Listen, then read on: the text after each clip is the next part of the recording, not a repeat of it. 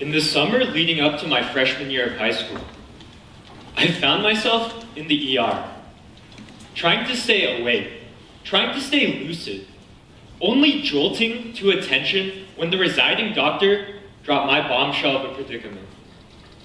Spontaneous pneumothorax. Spontaneous pneumo what?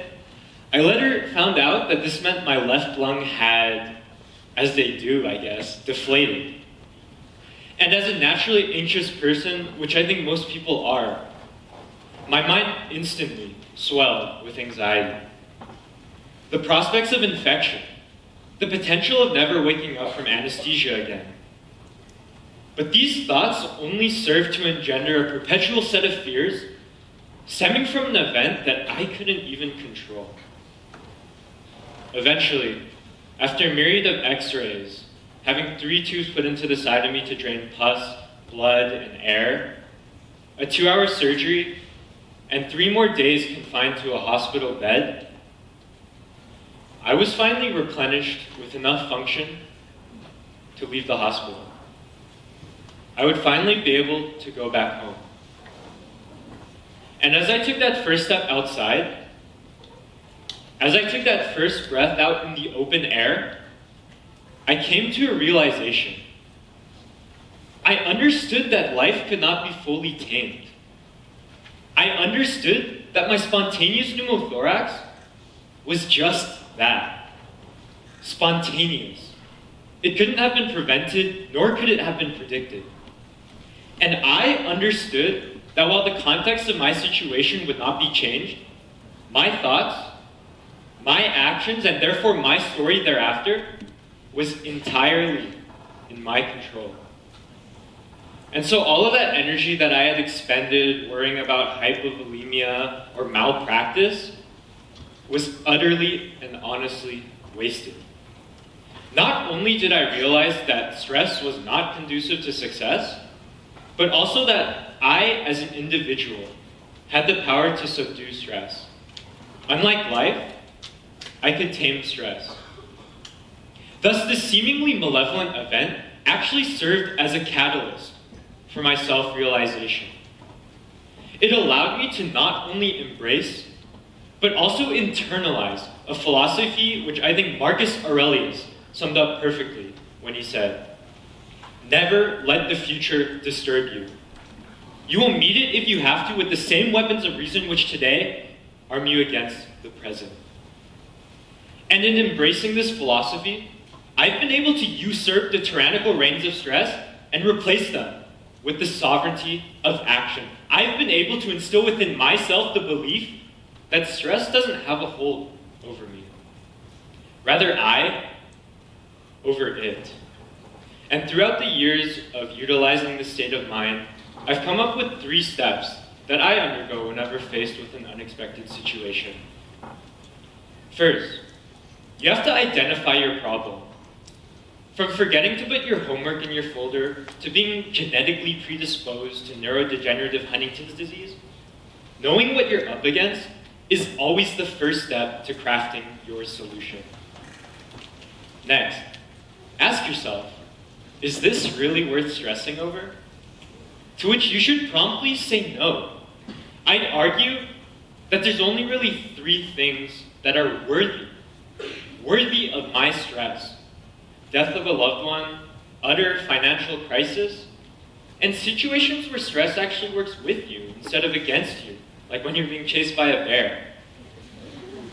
And finally, not only creating, but actually implementing an impactful solution. It doesn't matter if everything is perfectly planned in your head. You have to be able to change the physical inputs to receive tangible outputs. And I want to share with you all a personal anecdote in which I was able to successfully utilize this 3-step process. Shortly after my lung fiasco, I faced another obstruction that some of you may be familiar with, Algebra 2 trig honors. Now, as a decently academically achieving student, I was gobsmacked by the grade of my first test score. 56%. I mean, I instantly thought about dropping the class right then and there. But I had to take a step back. And I wanted to identify my problem. The test score was just a symptom. My overall diagnosis, unpreparedness. And after identifying my problem, I told myself, this wasn't really worth stressing over, because the test had already happened, and all I could do was work towards bettering myself for the next test. Which brings us to the final step. I thought about what I did do for the last test, or rather what I didn't do. I didn't do questions beyond homework, I didn't ask questions in class, and I didn't study at all. So I turned all these didn'ts into dids. And I was even able to talk with my teacher to explore new avenues of perspective that I as an individual would have never come across. Thus, in utilizing this simple 3-step process, I've been able to stay relatively happy and relaxed throughout my high school career. Thus, my life is not about trepidations for every little possible minute outcome. It's focused on putting my best foot forward in whatever situation is handed over to me. I no longer find solace in entertaining these overwhelming hypotheticals. Only greater productivity in keeping my mind at the ready to adapt to each situation.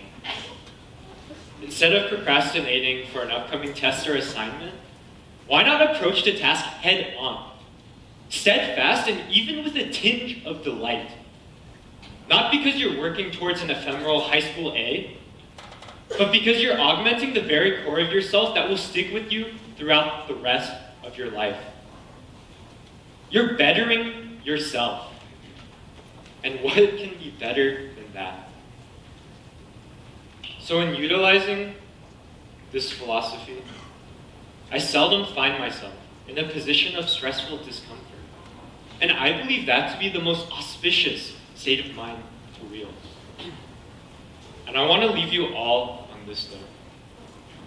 Life will pass you by, whether you stand paralyzed in fear or anger, or galvanized, ready to find solutions, yearning to find solutions.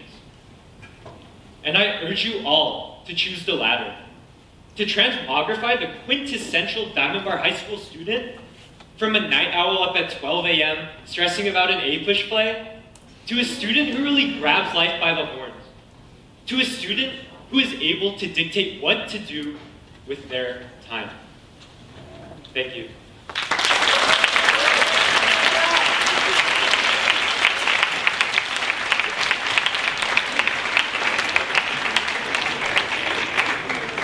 Thank you very much, Brian. For our last presentation for second period, I would like to introduce Anushka Bhatt.